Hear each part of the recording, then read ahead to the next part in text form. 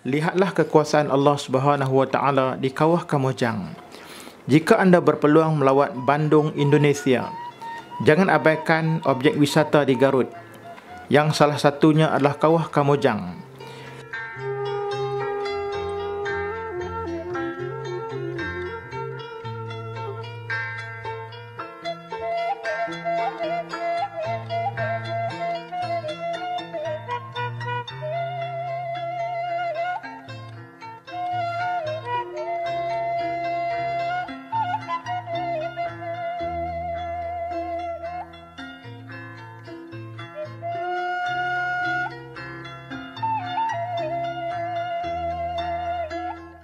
Sikit ni, cakap sikit ni tempat apa?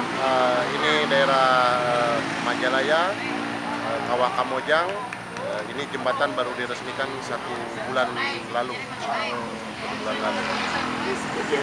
Kita arah ke Garut. Arah ke Garut, Arah ke Garut.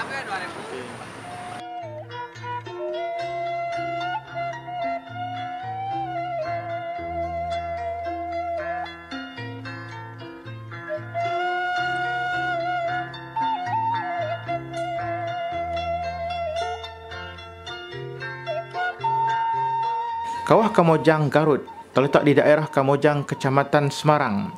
Letaknya di bawah gunung dan suhunya pun cukup dingin. Tapi yang menjadikan istimewa objek wisata ini bukan kerana suhunya yang ekstrim, melainkan kawahnya yang sentiasa mengeluarkan uap panas dari perut bumi sejak puluhan tahun yang lalu.